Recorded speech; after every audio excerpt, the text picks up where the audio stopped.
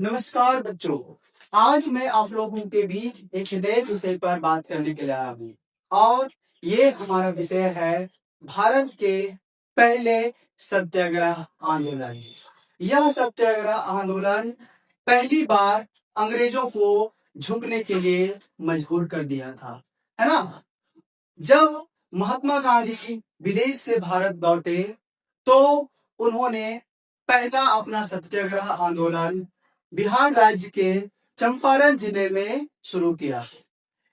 बिहार राज्य के चंपारण जिले में ही क्यों, आखिर ऐसा कारण क्या था?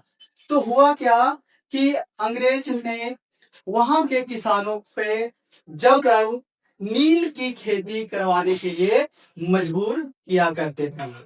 ये नील की खेती से क्या होता था कि जो किसानों की जो जमीनें होती थी वो लगातार नील की खेती करने से बंजर हो जाती थी और अगर वो खेती करते भी थे नील की तो अंग्रेज उनसे सस्ते दाम में नील खरीद लेते थे। मतलब चारों तरफ से किसानों को परेशानी ही परेशानी होती थी। खास करके उनका जो जमीन होता था वो बंजर हो जाता था।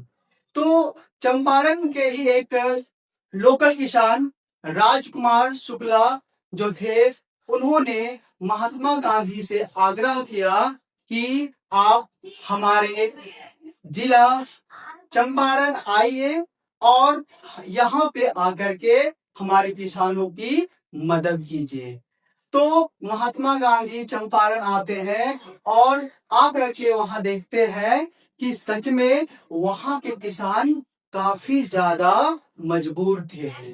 अंग्रेज उनके ऊपर काफी ज्यादा शोषण किया करते थे और महात्मा गांधी ने क्या किया, वहीं पर किसानों के साथ धरने पे बैठ गए, मतलब सत्याग्रह कर दिए। अब हम लोग बात करेंगे कि आखिर ये सत्याग्रह क्या होता है। सत्याग्रह का मतलब होता है कि आप अपनी बातों को इस प्रकार मनवाना जहां पर किसी तरह के हिंसा का रूप ना ले, शांतिपूर्वक अपनी बातों को मनवाना ही हम लोग सत्याग्रह कहते हैं।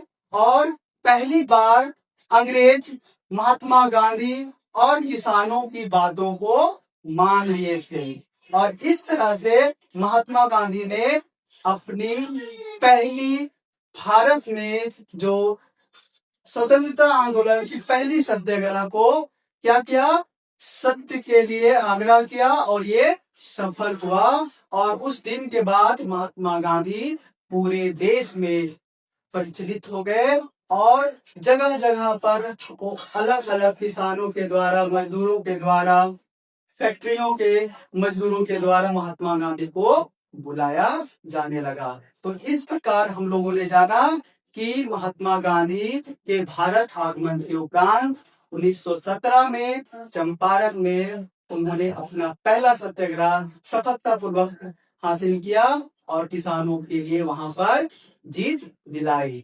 तो आशा करते हैं कि आपको यह छोटी सी जानकारी पसंद आई होगी और अगर पसंद आई होगी तो आप हमारे चैनल को लाइक, शेयर और सब्सक्राइब अवश्य करें ताकि इस तरह की जानकारी आप लोगों के बीच हमेशा प्रस्तुत करता रहूंगा। आज के लिए बहुत बहुत धन्यवाद।